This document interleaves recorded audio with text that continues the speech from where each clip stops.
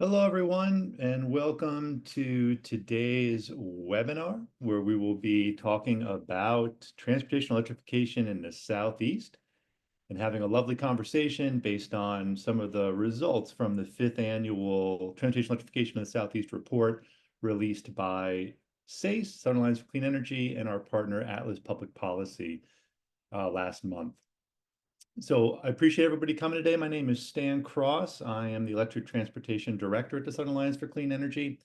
Today, we're going to have a wonderful webinar with a panel of experts talking about transportation electrification here in the Southeast, but also contextually nationwide.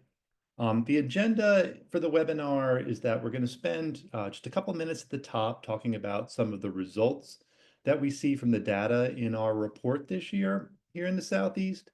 And then we'll go ahead and jump into a panel discussion. And I'll introduce our panelists at that time. And then after the panel discussion, which will last about 35 minutes, we'll have time for Q&A. So we really hope that folks have good questions for our panelists and look forward to you submitting those. As far as submitting your questions, please do so through the Q&A function at the bottom of your Zoom screen. Again, use that Q&A function to submit your questions. Just for housekeeping's sake, all registrants will receive an email with a link to a recording of this webinar after we wrap up. And if there are any questions that we're not able to address during the Q&A, you may send those to info@cleanenergy.org. Again, that's info@cleanenergy.org, and we will do our best to provide a response. So let's go ahead and dive in. So first, I want to just acknowledge our wonderful partnership with Atlas Public Policy. They help us produce our annual Transportation Electrification in the Southeast report. This is our 5th consecutive year of tracking data in the region, which is really helping us think about this transition to electric vehicles in a way that is data-driven and is looking at the facts. So let's look at a few high-level data results from this year. So, one of the things that stands out here in the Southeast when we're talking about transportation electrification is just how much manufacturing is happening here. When we think about this transition, we're really seeing unprecedented growth in the manufacturing, both in terms of investments and jobs, right? So what these stats show is that we're seeing the lion's share of investment in this country coming to this region and really creating a new manufacturing base here in the Southeast. We're also seeing steady growth in EV sales and EV charging deployment. Last year, in the Southeast, we saw a 42% growth in EV sales, which actually outperformed what we saw nationally, really indicating that things are picking up here in the region. The same goes with charging deployment. We're seeing a lot of chargers out there in the public space, and that's important because, consumers need to feel confident that they can go where they need to go with their EVs. Even though in reality, you do the vast majority, upwards of over 80% of your charging at home. We're also seeing, utility investment right now that's sort of flatlined, but what we're seeing is a lot of the implementation of utility investment that's happened over the last few years. And that investment ranges from deploying EV charging stations to creating rates and programs that are incentivizing the private sector to deploy EV charging stations. We've also been seeing a significant uptick in public funding, and a lot of that's coming from dollars being allocated through federal programs that we'll talk a little bit about today. But all in all, the picture in the Southeast shows, really strong, healthy market growth and a real opportunity to have this region continue to benefit from this transition in terms of economic development and job growth. And we'll talk more about that as we get into the panel. So let me go ahead and introduce our panelists so we can get into the meat of today's program. So we're joined today by Jennifer Mundt, who's the Assistant Secretary for Clean Energy Economic Development at North Carolina Department of Commerce. We're also joined by Alexa Voytek, who's the Deputy Director of Programs, Innovation, and Transportation Communications at the Tennessee Department of Environment and Conservation. Stephanie Valdez-Streety is joining us as Research and Development Director at Cox Automotive Mobility. Brad Beauchamp is coming as the EV Product Segment Leader at Bluebird Corporation. And Nick Nigro is joining us. He's the founder of Atlas Public Policy. So we're going to go ahead and jump into our panel discussion. And I'm going to start with you, Nick. And, as we think about auto manufacturing, it's a massive global industry. I mean, we're here talking about the Southeast, but we want to make sure we have that context. And in that global environment, there's a shift to electric cars, trucks, and buses that's accelerating rapidly. In 2023, nearly 1 in 5 passenger cars sold worldwide were EVs. So can you help contextualize transportation electrification here in the Southeast with what you see nationally, particularly how the Bipartisan Infrastructure Law and Inflation Reduction Act at the federal level have impacted EV charging stations and vehicle markets? And you want to come off mute. It's great to be here, Stan. Really appreciate the partnership we've had together between Atlas and SACE for these last 5 years on this report. I think back to the first time we talked about putting it together, and it's wonderful to see the progress going from a very small market in the Southeast to a considerably larger one today.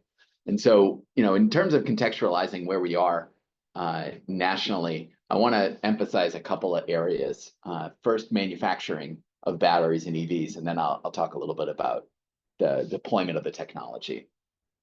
When it comes to manufacturing of EVs and batteries and all the components that go into an EV, in short, the Southeast is a manufacturing powerhouse. We've been tracking this data for a few different products that we work on with our partners over the last few years, and we tallied over $80 billion of investments that have gone into manufacturing for EVs and batteries in the Southeast states. That's nearly 40% of the nationwide total, which is over $200 billion. So as you mentioned, there's a lot at stake when we think about the transition to a clean economy, and millions of jobs, trillions of dollars in investments, both from consumers in purchasing these goods, but also in the building of these goods across the world. And the Southeast has really emerged as a major leader for the United States and our ability to compete with China and Europe for the future of transportation. About 60% of that $80 billion that I mentioned is going into batteries, and about 30% or so is going into EV assembly. Importantly, Georgia is number 2 in all of states around the country, only behind Michigan. North Carolina is number 3. Tennessee is number 4. And South Carolina is number 7.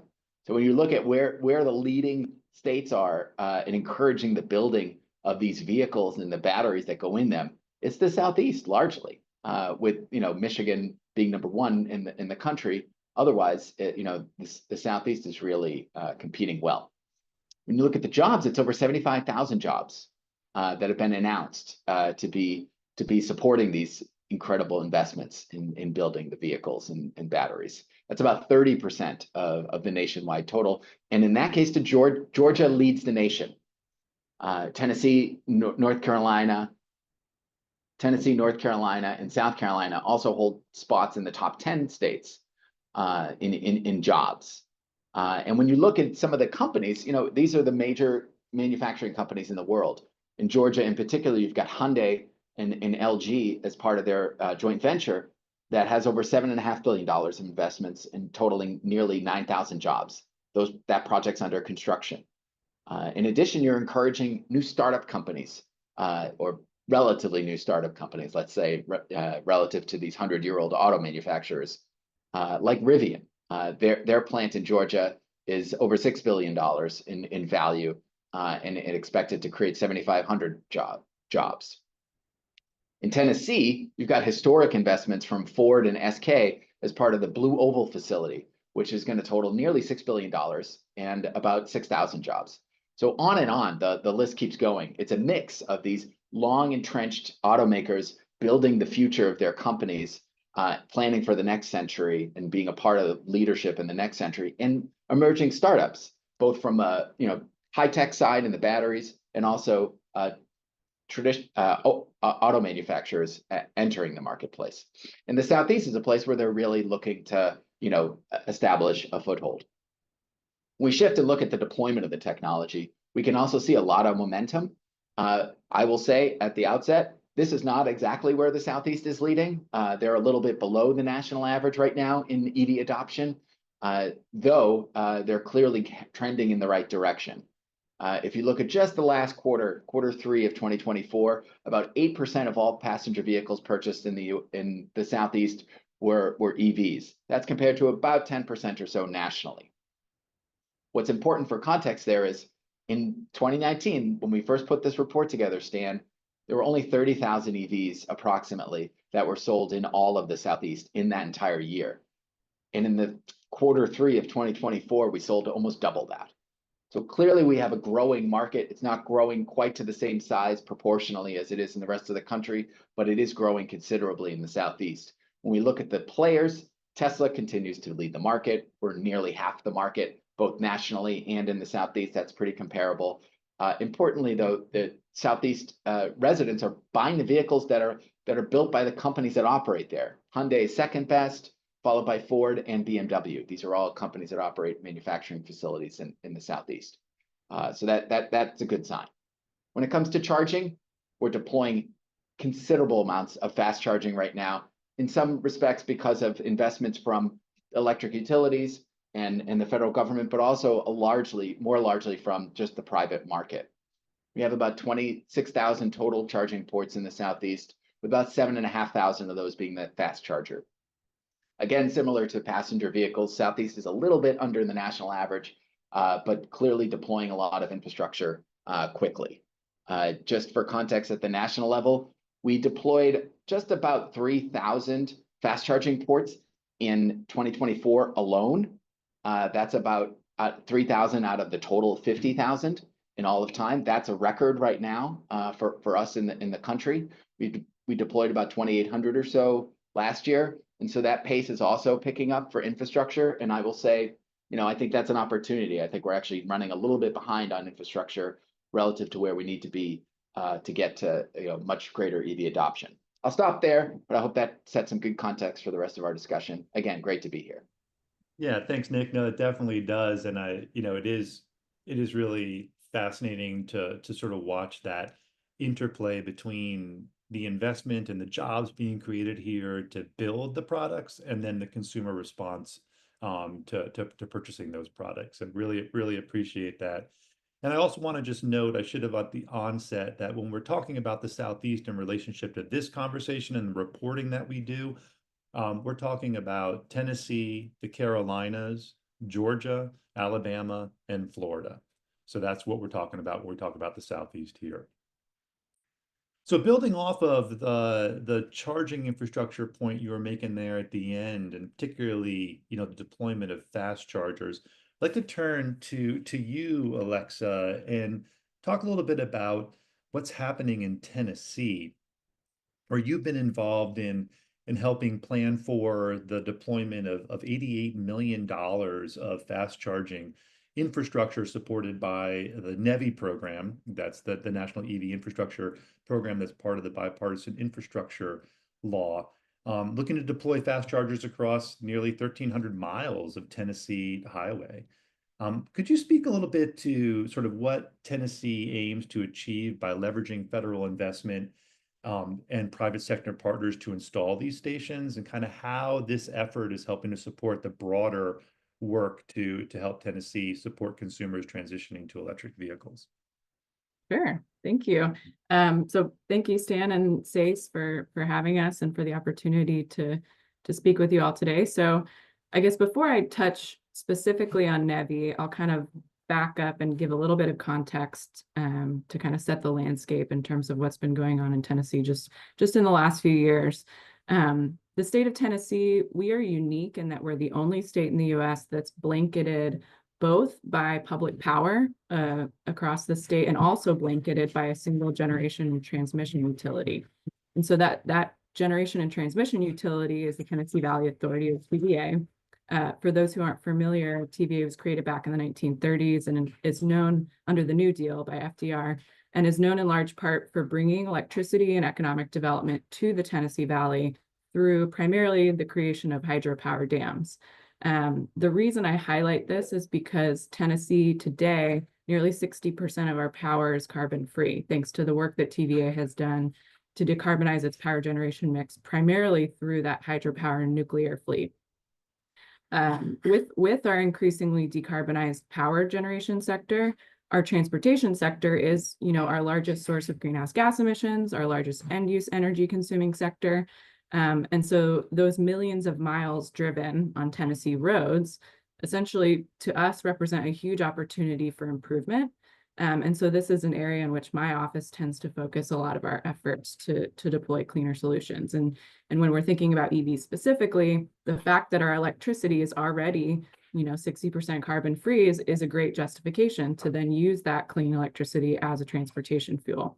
And we in our department often like to emphasize that electric vehicles can support our local communities by reducing fuel imports, keeping those energy dollars in our state, driving those local infrastructure investments, and reducing the transportation costs for households and businesses. So before I get to NEVI, I'll highlight that back in 2019, we worked with local governments, advocacy groups, utilities, the automakers themselves in Tennessee, as well as other state government departments to develop our shared vision for transportation electrification for the state. And we established a goal of getting 200,000 EVs in the state by 2028. We also came up with a list of 40 some odd projects that we could be working on to reduce what we saw as market barriers to adoption.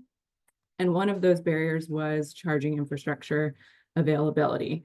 And so we then did a statewide infrastructure needs assessment to better understand, what did we have with existing infrastructure? What was the state of operability of that infrastructure? And what was the gap that we needed to fill in terms of charging demand if we were going to have 200,000 EVs on the road by 2028? Also thinking about it from varying use cases, such as corridor charging or workplace charging or retail charging and so forth. So we partnered with the Tennessee Valley Authority to deploy fast charging infrastructure for EVs every 50 miles along what we were calling primary and secondary corridors. So that was our major interstates as well as our US highways, creating what's now known as the Fast Charge TN network. So on our end, we were leveraging the Volkswagen settlement funding to do this, and then TVA brought additional funding to the table. And so before NEVI even came online, much of our efforts have made great gains. I think in the SACE report recently, we saw that Tennessee had 60% year-over-year growth last year of our public DC fast charging infrastructure, which was the largest growth rate in the Southeast. So now coming to NEVI, with NEVI, we're seeing that federal funding is now being infused into the mix, and that's allowing us to more fully build out that minimum viable backbone of charging infrastructure across our state. And we're hugely thankful for those federal dollars because it's allowing us to build in ever more redundancy in that publicly accessible charging infrastructure. I think it's helpful to note that the funding is supporting us and amping up our efforts further, but we aren't wholly reliant on that federal funding to do the work. Much of our success that we've seen to date has come from partnerships. And so, as we've seen with the Fast Charge TN network, as I would expect to see with the NEVI stations that we're developing, it's really a partnership between private entities who are coming to the table and also bringing some skin to the game. A couple things that I really love about the NEVI program. One, it's brought our state DOT much more into the mix as an active partner and a participant in this conversation, as they're the ones who are technically administering the NEVI dollars. My department, the Department of Environment and Conservation, we aren't administering it, but we're at the table with them, kind of as an active partner designing the program, helping to implement those funds. But they've been brought to the table to be a partner and to start being part of that conversation. Secondly, I think the NEVI program through the creation of the NEVI final rule and the minimum standards for NEVI charging stations, I think has really solidified certain parameters around what it takes for a station to truly be reliable, useful, and user-friendly. And I think that's been great for the country overall. So with regard to our NEVI implementation, we just recently finished the first round, and TDOT did award, I believe, a little over 20 million to 10 distinct entities that will build out 30 sites across our state. Those contracts are very close to final execution. And after that, we will be issuing a second round to cover all of our remaining gaps on our designated alt fuel corridors. We will be also releasing a second round of fast charge TN network funding with TVA, with that Volkswagen settlement funding to cover all of our gaps on our secondary corridors, which are the corridors that are not eligible for NEVI funding, but that get to other parts of our state. And so in that sense, we're using these funding sources to complement one another and make sure we're not being duplicative, but really that we're maximizing the coverage. So, I'll just close with the fact that we at TDEC, we feel very fortunate that we're in the position that we're in with so many great partners to be able to, catalyze the market, connect our urban and rural communities, and essentially provide that range confidence to all EV drivers traveling through our state. Yeah, well, thanks for sharing that, Alexa. And I think what's really wonderful about the work that's being done in TVA around infrastructure is it really is showing the opportunity that exists when the public and private sector come together, when there's really thoughtful planning, when the utility is engaged. And I think it really is sort of a model for how this work can be done effectively. So, kudos to the team there in Tennessee that's making this happen. And so let's shift for a moment away from charging infrastructure and sort of back to those electric vehicles. And Stephanie, Cox Automotive is doing, really good work tracking the automotive industry as a whole. I mean, that's part of your bread and butter, but also, what's happening in the EV space. And, as we've said, EV sales in the Southeast, have continued to show, strength. And we're seeing not only strength in purchases, but also in interest from consumers. And that's reflected in some of the findings from Cox Automotive's 2024 Path to EV Adoption study. So I wonder if you could highlight, some of the most telling data points from that study and from other research that you all are conducting, and kind of share your thoughts on how EV market growth is looking over these next 3 to 5 years. And feel free to also comment on sort of how you see that growth being impacted by changes in policy at the federal level. Yeah, good afternoon, everyone. Thanks so much, Stan. It's an honor to be here today to talk about this. I'm always excited to talk about EVs. So looking at 2024, we're going to have another record year. We're on track to maybe close to 1.3 million batteries sold. Definitely, we've seen a slowdown as anything with new technology, right? You're going to have acceleration. There's a lot of bumps in the road with this type of transformation. It's very disruptive, but we definitely have seen a lot of progress. If you look at the pricing, it's still a barrier. So the average transaction price still has a premium of close to 8,000. So that's one of the biggest barriers, right? And so we need more affordable models. But one of the things, like Nick was saying in Alexa, the other big barrier that's going to really help increase adoption is improving infrastructure and having more battery technology advancement to help reduce costs, find more efficient ways of doing this. So I think that's going to help. And that actually ties to what we found in our EV adoption study. We do an EV adoption study every couple of years. And a couple of things I want to highlight that came out of this last, the one that came out in May. And one is that we found skeptics are coming. And what I mean by that is that when we asked considerers, that's individuals who are considering buying a vehicle in the next 2 years, but not an EV, when would be a good time? And 54% of those participants said within the next 3 to 5 years. And then another additional 16% was said within 10 years. So if consumers do what they say, then we're going to see an uptick in consideration. But the three things really for skeptics is definitely price, but technology advancement, not only with batteries, So they want to see more range, safer, but they also want infrastructure to advance. So not only more reliable, accessible infrastructure, but the ability to charge faster.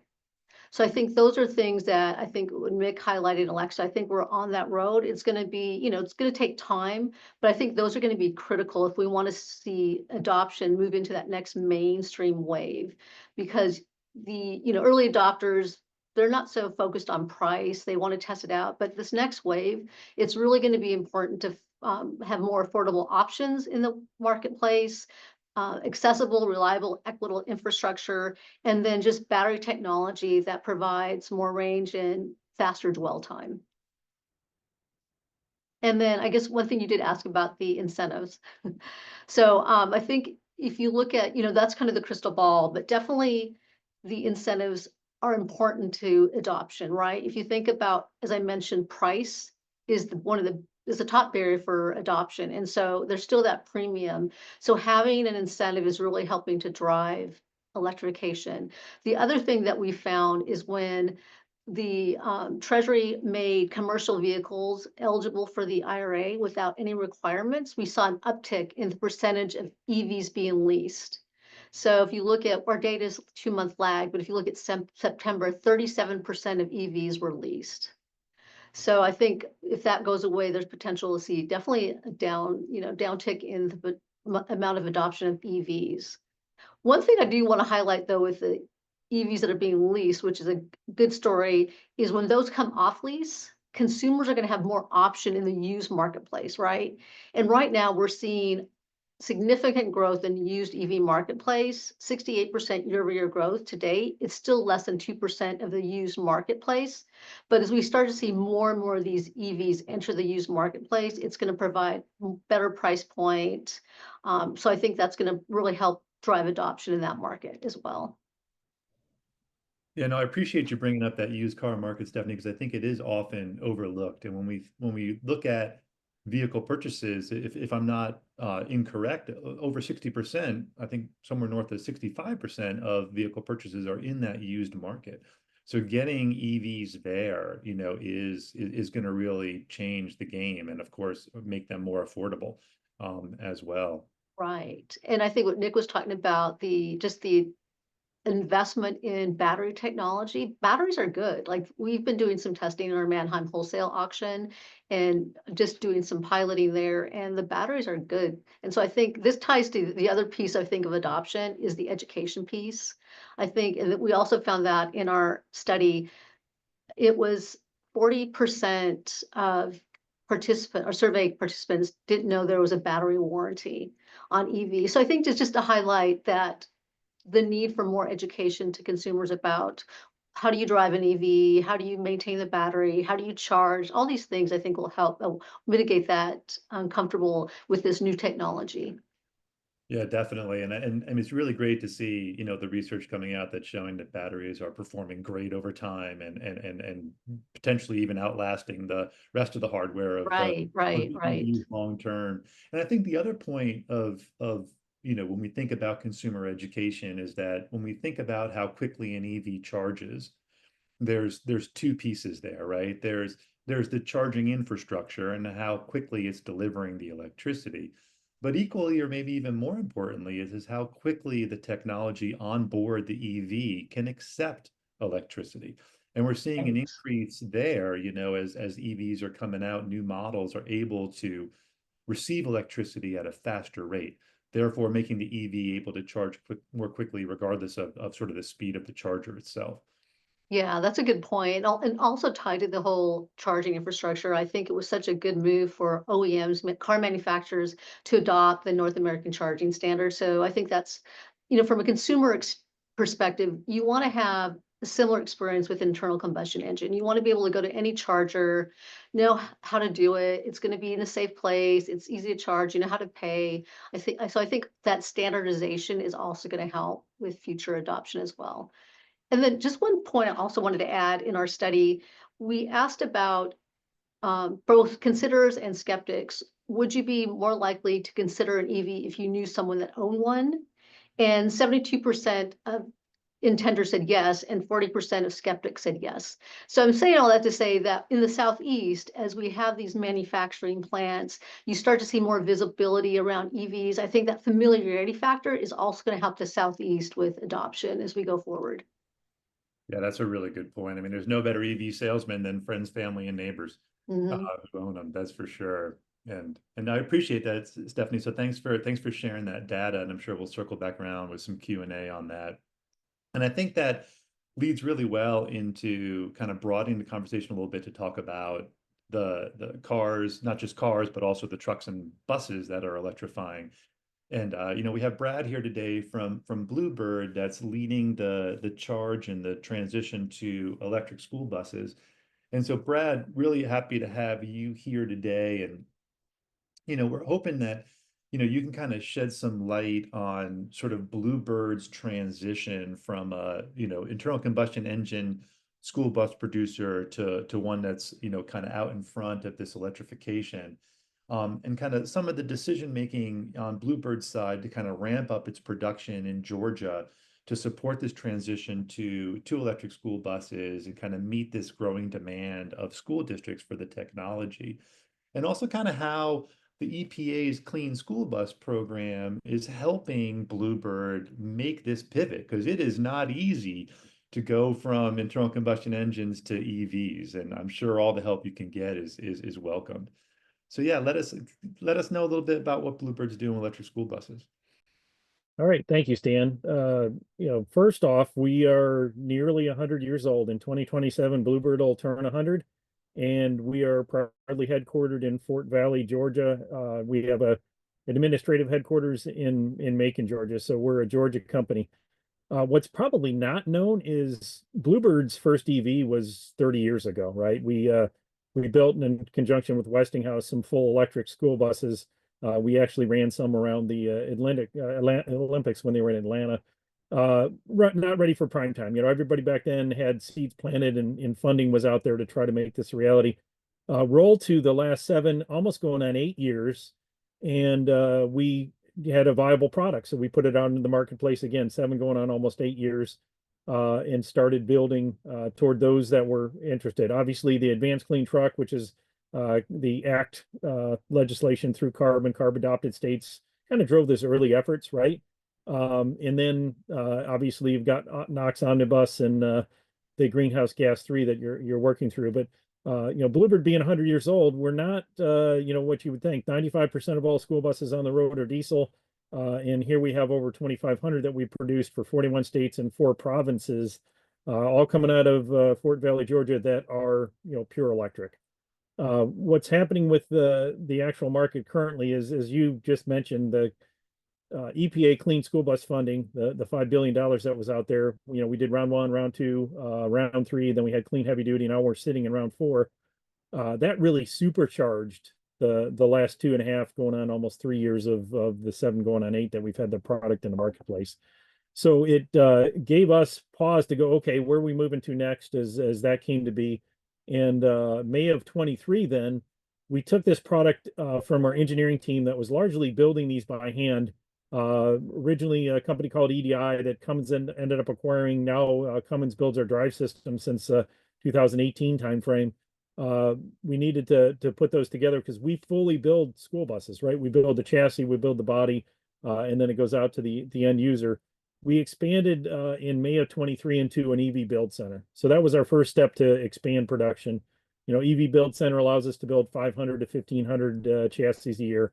You don't know where this is going to fall, but you know, it is clearly apparent that in the EV world, school bus is a great application.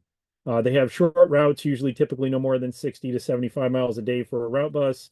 They go back and dwell for long periods of time. And in our case, we concentrated on V to X or V to G or V to B, whatever you want to choose from exportable power on these buses as well. So they can actually support grid activities or just simple building activities. You know, during a disaster, keeping a school lit and some communications actually flowing, you know, potentially servers and all that up and running for other computer applications. So yeah, it's not just the bus. Just to pause you there, just in case folks don't know the acronyms, just to, you know, what you're talking about there is the ability for the stored energy on the school bus to be used back in buildings or other resources. So basically acting like a generator on site. Very good. Thanks for that, Stan. So, and we continue to evolve that, right? We're coming out with the ISO, which is that now the -20 level here, as we roll into 2025, which will expand that capability even further. But with that, we, through the Department of Energy, were awarded last July a $80 million grant, which we have to cost match, right? From the Bluebird side, you got to have your 50% cost match. That would allow us to take a site that's across from our main plant, and even our EV build center, and move it into a new facility to even expand production in Georgia further, right? To be able to build more EVs. That was formerly from 1963 till about 2009. It was a motorhome facility that Bluebird had. Bluebird actually built diesel-powered motorhomes for a number of years. There was even some gasoline units out there. So that would take that actual location and turn it into a larger scale EV build center to meet demand. There are roughly 480 to 490,000 school buses in the U.S. If you add it to Canada, it's nearly 500,000. Again, 95% of them running on diesel. In our case with Bluebird, not only do we have electric, we had from 1991 till here this year, we built our last CNGs, but we had compressed natural gas to power vehicles. We have propane out there as an option from 2008. We still continue our propane option. We have gasoline, we have the full electric, and then diesel, right? So actually a minority of what we build right now in the school bus arena is diesel. We're about of the manufacturers that are out there is about 6 in the type C and D bus arena, and that's where we concentrate, although we do with our partners at Microbird have a type A offering as well. Those are the styles of buses. We're about 40% of the electrics that are out there in the 41 states and 4 provinces that we've deployed in. We've deployed in suburban, urban, and rural, all kinds of crazy locations that you have to think about infrastructure and charging. We have AC level charging, we have DC fast charging out there. All this, again, supporting jobs that are in Georgia there as we build these buses and get them shipped out to Commerce. So really an exciting time. Again, EPA clean school buses supercharged, and then you've got obviously states like New York and California that continue to actually put nothing but electric school buses where possible into their fleets. And we're geared up to make sure that the Southeast is benefiting from that at Bluebird. It's really exciting to see the growth, and yeah, kudos to you and the team there at Bluebird for sort of really meeting the moment and being part of this transition. And I think it's a really good kind of segue into our next speaker, which is going to come to us from a pre-recorded video. And so also in Georgia, Representative Buddy Carter will be joining here today in a video we're going to play in just a moment. And Representative Carter serves Georgia's 1st district in the U.S. House of Representatives, and that's a district where Hyundai is building its new EV and battery manufacturing facility that Nick referred to earlier, which is the single largest economic development project ever in the history of the state. I want to provide a little context ahead of Representative Carter's comments in his video. I want to acknowledge that Representative Carter voted no on the bipartisan infrastructure law and on the Inflation Reduction Act as a representative in the House. Though, as we will hear in his statement, he recognizes the value to his constituents of the manufacturing investments and jobs that those pieces of legislation are spurring. And I think it really illustrates the contrast between the politics of electric transportation and the benefits that the federal policies are delivering on the ground that we've been hearing about in the conversation so far. So let's go ahead and give a listen to Representative Buddy Carter from the 1st District of Georgia.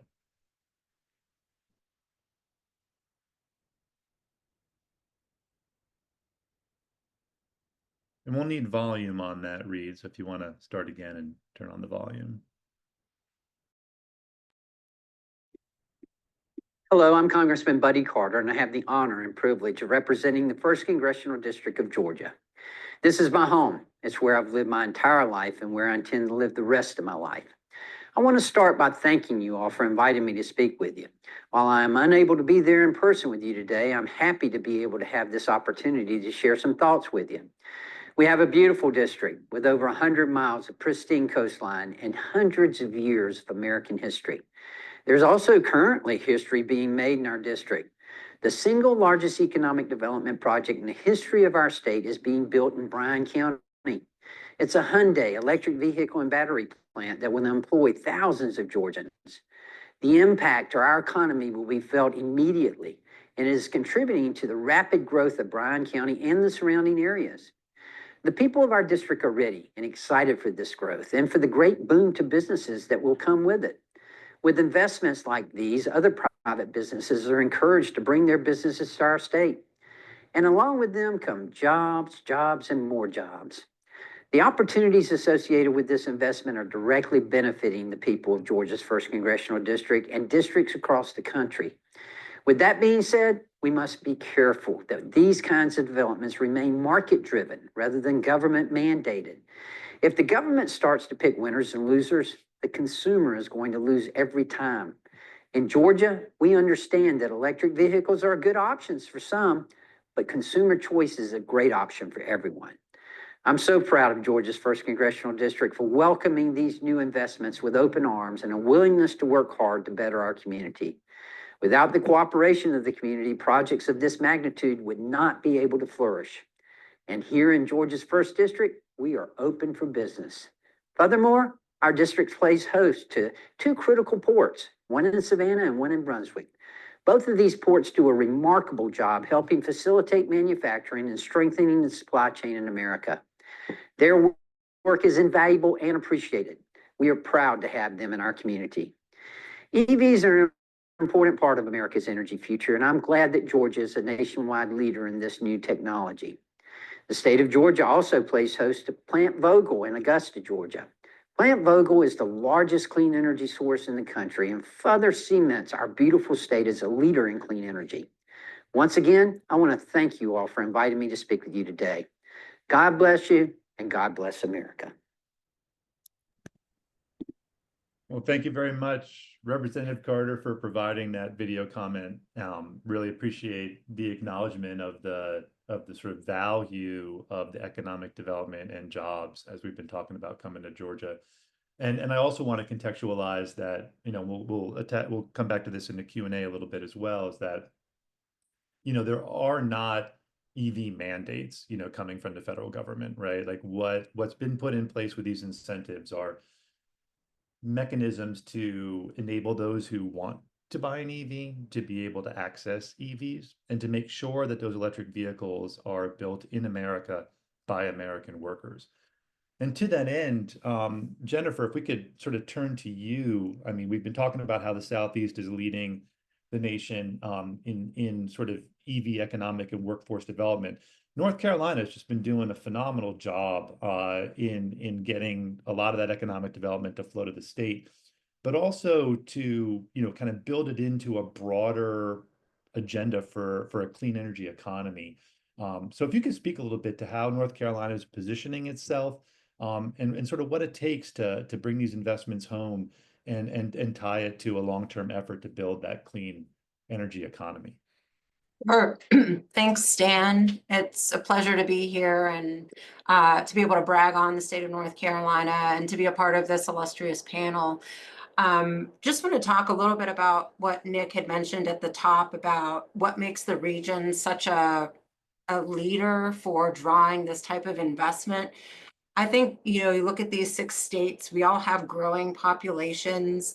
We all are attractive because we have a lower relative cost of doing business, and we have a lower rate of unionization across our states in terms of labor requirements. So as a region, I think that those are a lot of our strengths, but how North Carolina differentiates itself, I think, is through a host of other ways. The first is through the leadership and vision that has been established by Governor Roy Cooper through his 8 years of leading the state. Companies, when they come looking at North Carolina for potential investment, they ask about what are our clean energy policies, what are our goals? And when we are able to share what Governor Cooper has pronounced in terms of trying to transition our economy to a clean energy economy, and meeting a zero carbon power fleet by mid-century. They're all very excited and enticed by those opportunities that our state provides. We also have here in North Carolina an overall strong business climate. We have good tax and regulatory policies in place that help encourage business and industry investments. We've made strategic investments in education, in our community colleges and our universities.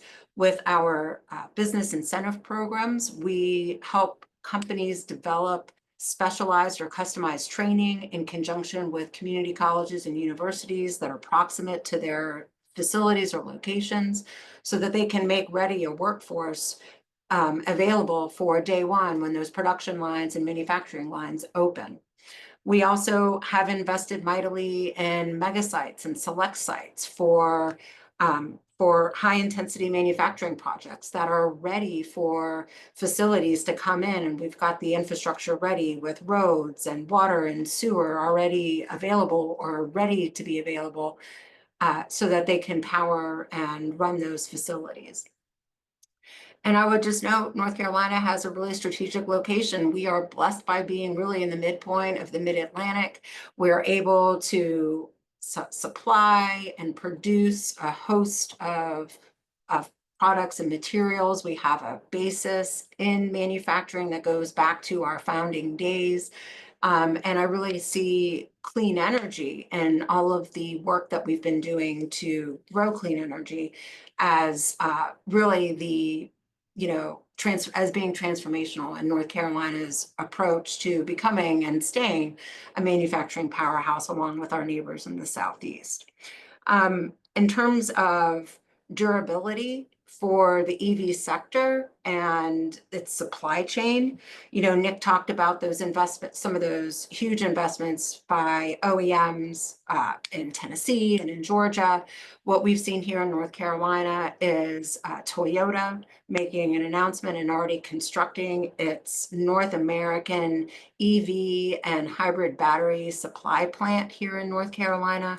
And around that, we're seeing a supply chain blossom. And so we like to say that North Carolina is becoming the buckle of the Southeast battery belt, if you will.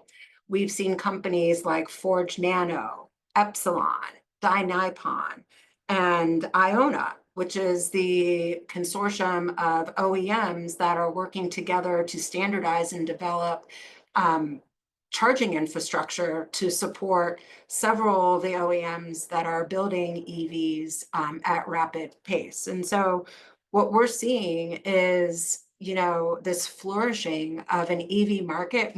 We are very fortunately blessed with the natural materials that go into lithium-ion batteries. We've got one of the biggest deposits in the United States here in North Carolina, and Albemarle is looking to mine and make that commodity coming back online.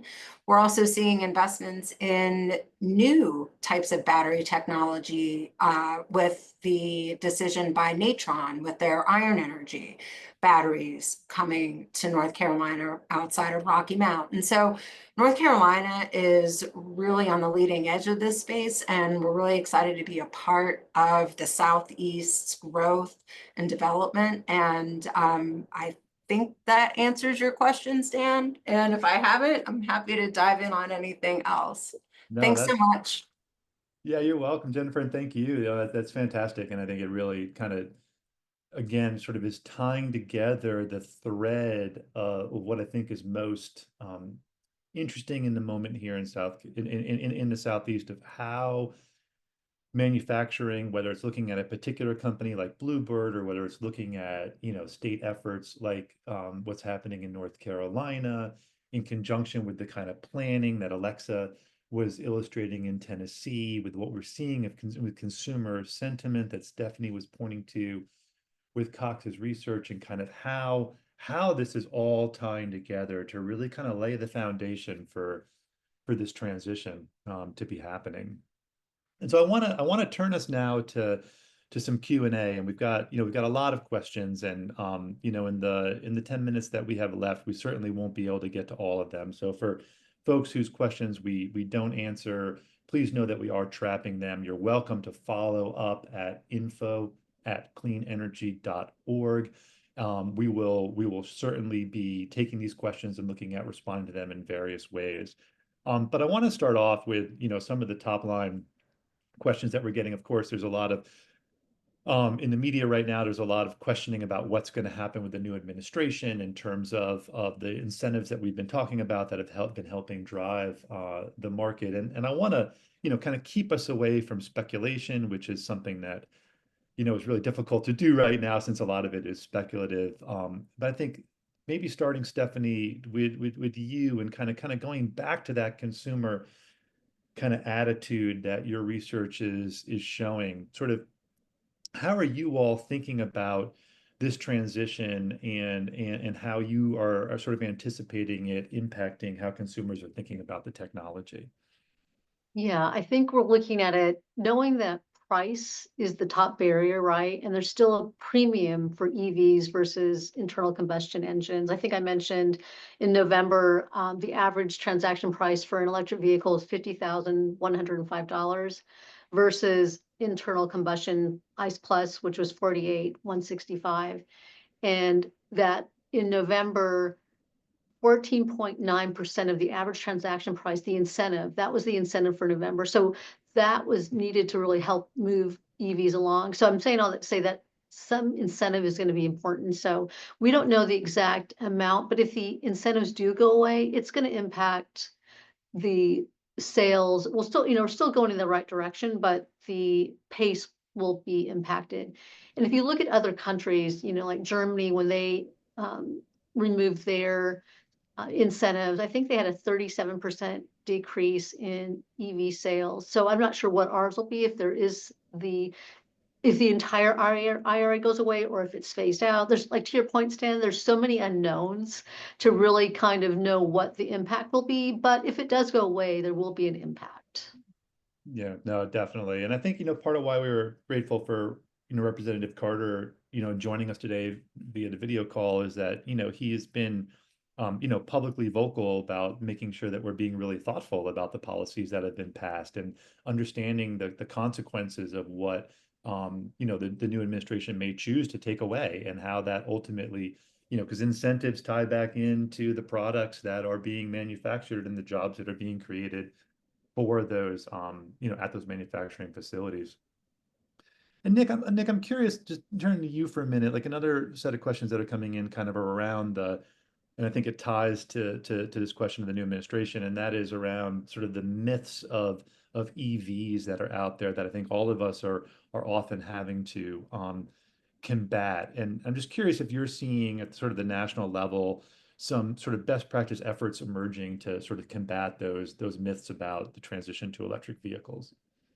Sure, happy to talk about that, but I have to take speaker prerogative and build off what Representative Carter was saying, because I think, in the next few months, there's going to be a lot happening here in DC where I live that's going to be very instrumental in, predicting how well the US is going to compete for EVs over the next several years. And I think that's really the way that, we need to be looking at, what is at stake here. It is this manufacturing investments that have been made.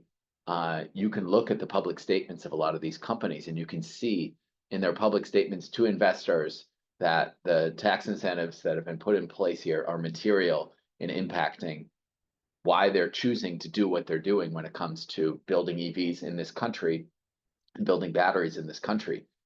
Taking some of those incentives away puts those investments at risk, at least with respect to the timing of those investments. They might be spaced out more, they might be scaled down, they might be canceled. So there is considerable amount at stake, particularly when you look at how the US is going to compete against Chinese manufacturers who are currently, really succeeding around the world in building and selling EVs. And the future of the auto industry is at stake. So when we think about what's going to happen, we have to put that at the top of our minds, in my opinion.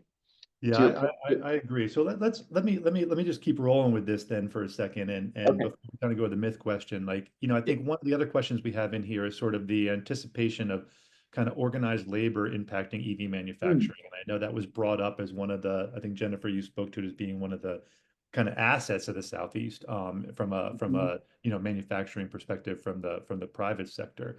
So maybe tie that into sort of this competitiveness piece. Yeah, and I good too. Ultimately, all these companies who are making these investments, whether they're Hyundai, Rivian, Toyota, you name it, they all are aiming to create good jobs because that's how they can build a viable workforce in the communities where they're putting billions of dollars. The success of unions in the last several years, or at least I should say the last few years, is certainly evidence that more people are paying attention to what those jobs look like, and that's a good thing, regardless of whether or not the company chooses to unionize. The attention is important because what we don't want to do is, as we put more money into this space, is to create jobs that aren't attractive, because people have to move to some of these places. We have to upskill the local labor force. There's a lot that needs to go right for these investments to succeed. And part of the core of that going right is creating good paying jobs that build sustainable communities. We've done some research on that. The good news is there's a lot of that evidence suggesting that EVs, not only are they good for the environment, they're actually good for local labor as well. Right. And maybe, Jennifer, maybe if I could kind of turn to you for a second to build on this and sort of what are some of the things that North Carolina is looking at in lieu of having a strong kind of organized labor constituency in North Carolina. I know North Carolina wants to build really good, high quality jobs, building off of the educational system in the state and creating good livelihoods for North Carolinians. So how are you all thinking about that in absence of organized labor? So what I would point you to, Stan, are the requirements in order for a company to be eligible for some of our massive incentive opportunities that the state provides. And the way that they are distributed is based on where a company is looking to either build or expand. And we give more and better incentives to companies that are locating in areas of the state that are traditionally underperforming economically. So we're what we would consider a tier 1 or a tier 2 county. And then the level of investment or the level of incentive that we would provide to a business is based on how well that business or the anticipated wages and benefits that business would give to its employees and how much above the average in that region those wages and benefits would exceed, so that it provides an incentive to the people in the workforce to come in and work for those companies. We want to encourage the best jobs to come to North Carolina, the best businesses to come to North Carolina. And that's the way we incentivize that growth. Right. Yeah. Well, thanks for sharing that. And let me take us here with the myth question, just to kind of also as a fun way to kind of exit us out of our time here. So I'm gonna do like a really quick little lightning round of our panelists and ask each of you to go ahead and bust your favorite myth while we're here. So why don't we start with you, Nick? Why don't you go ahead and bust your let's go to someone else, and I'll just take. All right, I'll take Alexa, why don't you bust the myth on charging infrastructure for us? Charging infrastructure. Well, what I was going to say, I'm shocked by how often I get asked if it's safe to drive an electric vehicle through a car wash. So that's not charging infrastructure, but it's one that I continually hear that just reminds me that we still have so much education that we need to do with the general public on EVs. All right. Well, let it be known that you can drive an EV through a car wash. I just did that yesterday. Jennifer, how about you? Is there a myth you want to bust on EVs? Well, Stan, you mentioned it in some of your remarks earlier. I think we probably read the same report that came out of some research in California that batteries actually run a whole lot more efficiently in usual driving circumstances, out and back to work, to the store, and things like that, not as they're traditionally been modeled and tested, burning them all the way down and then recharging them all the way up. They have much better longevity in natural driving conditions. And so if we could lean on, reality and the science more than some what folks are putting out there as myth, I think would be in good shape. So that's my bust. Excellent. How about you, Stephanie? What do you got for a myth you'd like to bust today? Yeah, I think mine would be when you hear nobody wants an electric vehicle, it's like, look at the data. Once again, we're not seeing the 50, 70% year-over-year growth, but we're seeing steady growth, especially when you compare it to the general overall market of vehicles. And so I just want to point that out, is look at the data. Excellent, excellent. And Brad, I'm sure you confront some electric school bus myths on your end. What's one that you'd like to bust today? Our simple myth is that, class 7 and 8 or a heavy truck can't be powered by batteries, and school bus is definitely an awesome application for those that can actually use battery electric heavy duty class 7, class 8 trucks. Excellent, excellent. And Nick, you want to take us out with a busted myth? Happy to, Stan, and thanks for the chance. The myth I want to bust is that the transition to electric transportation is going to trade one basket of problems for another. A big reason why we're investing so much money into electric vehicles in this country is for environmental benefits that come with electric transportation, which are measurable and real, and also the economic and security benefits of electric transportation, which are measurable and real. The amount of attention that's being paid to the supply chain, where materials come from, how do we make sure that those are safe and from countries who share our values? That policy priority that came from federal legislation in the last few years is critically important to ensuring that as we do this transition and accelerate this transition, we're building a much better, more robust, more sustainable, more secure supply chain. We don't repeat the mistakes of the past. We learn from those mistakes, and we end up in a much better future. And I think that's the myth that we're perpetually going to have to bust as we, accelerate this transition. But it's one that, we have to make sure that we're paying very close attention to, because some of the folks who don't want this transition to happen as quickly as it needs to happen are going to continually bring that one up. Excellent, excellent, excellent. And I'll give a final myth bust, and I'll make it personal. So, I'll bust the myth on cost. So I drive an electric vehicle that I purchased for $18,000. I save about $1,200 a year driving that EV on cheap electricity instead of expensive gas.